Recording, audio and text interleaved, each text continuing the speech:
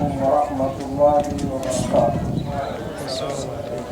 الحمد لله والصلاة والسلام على رسول الله وعلى آله وصحبه وسلم وبعد. Mheshimiwa Mwenyekiti wa halmashauri ya BAKWATA wilaya Hai, Shekhe wa kata, maimamu, walimu, wazazi na baba na mama, pamoja na vijana wetu waliohudhuria katika tukio hili. Ama kwa hakika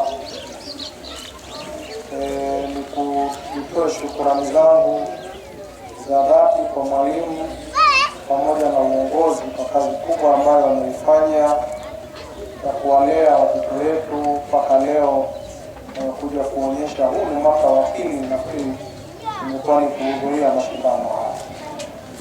Lakini pia mwenyekiti, hii ni natija ya wale wakufunzi ambao niliwaleta wakafanya mafunzo kwa walimu wetu wa madrasa hapa wilayani kwa wilaya Hai.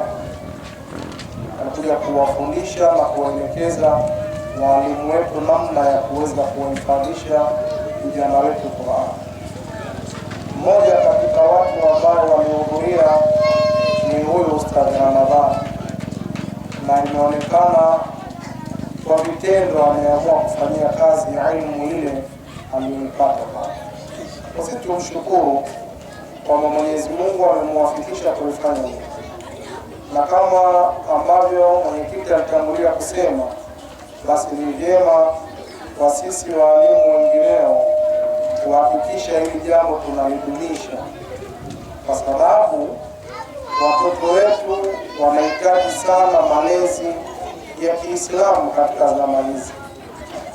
Bila ya malezi ya Kiislamu, hao watoto ndio wale watakuja kuwa wametushinda katika familia. Miongoni mwetu wako wenye watoto ambao wenyewe wanaona kabisa mtoto wangu ameshashindikana. Na ameshindikana kwa sababu gani? Kwa sababu hakumpeleka kwenye mambo kama haya ya kuisoma na kuijua dini yake.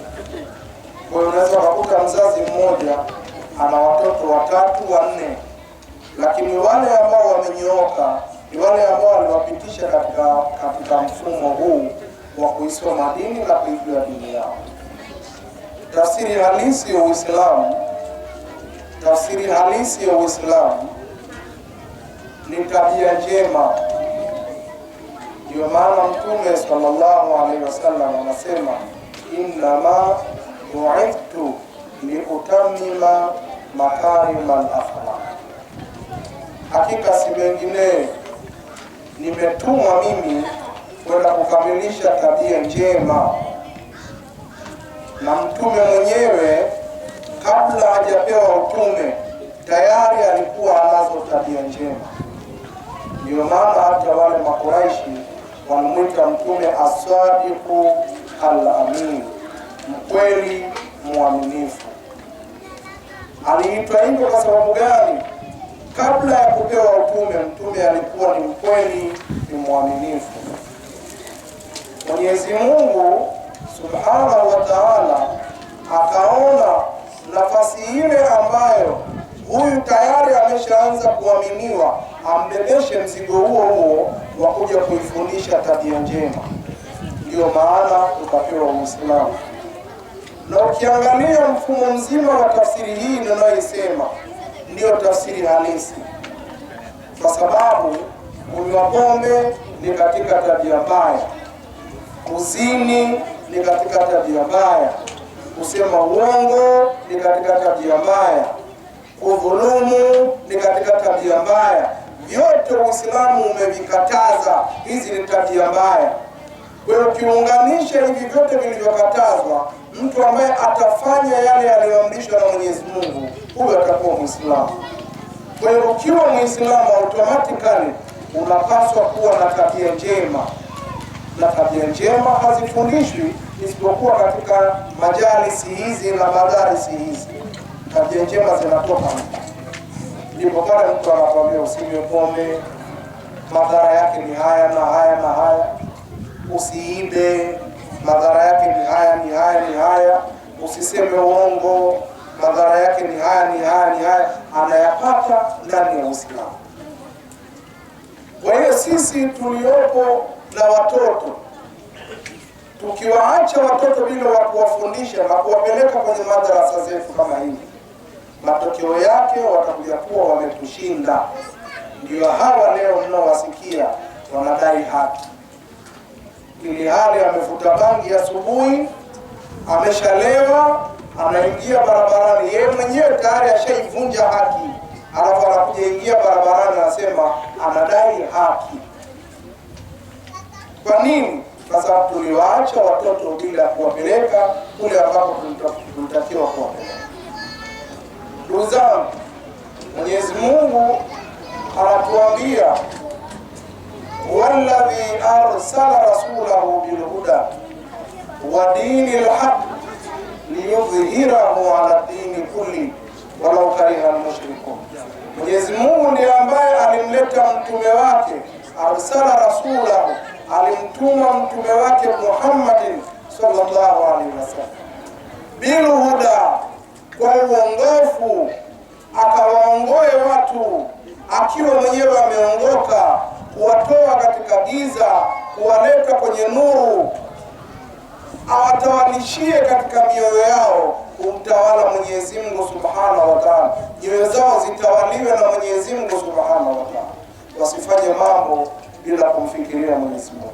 Anataka kufanya jambo baya, anamfikiria Mwenyezi Mungu. Hiyo ndio tabia njema, na akifanya haya atazishinda dini zingine, kwa sababu dini nyingine zinaamrisha kunywa pombe, dini nyingine zinahalalisha uzinifu, dini nyingine zinamwabudu asiyekuwa Mungu, dini nyingine zinaabudu masanamu, zinaabudu mapango na vitu vinginevyo.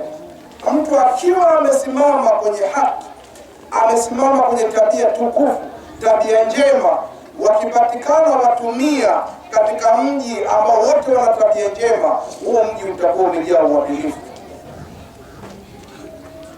Kwa hiyo utakuwa watu hao wamezishinda dini zingine, kwa sababu dini nyingine ni tofauti na tabia njema. Tumeona baadhi ya dini mbalimbali kipindi cha kabla ya Mtume Muhammad sallallahu alaihi wasallam kuzaliwa, palikuwa na watu wakiabudu masanamu, wako watu walikuwa wakiabudu moto, wako watu walikuwa wakiabudu miti. Na zama hizi, kipindi cha karibia na Mtume hata kuzaliwa, pale Yemen palikuwa na mfalme akiitwa Dhu Nawas. Dhu Nawas alikuwa ni katika watu ambao wameelemea katika ibada za kuabudu moto. Wanaabudu moto na wanaabudu asiyekuwa Mungu, wengine wanaabudu miti. Akatokea mwana mmoja, yeye ni mwanachuoni wa Kinaswara.